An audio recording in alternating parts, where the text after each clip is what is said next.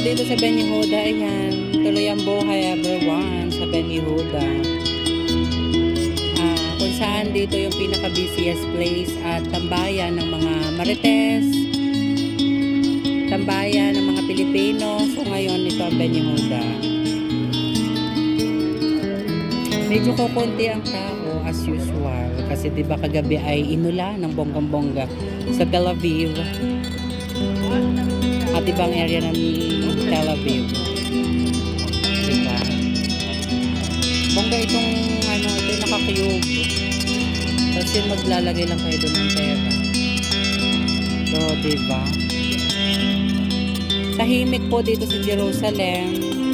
Safe naman po kami dito. Sa mga nagtatanong po sa akin at nangangamusta, maraming salamat ng bongga-bongga. Thank you so much everyone. Stay safe and love.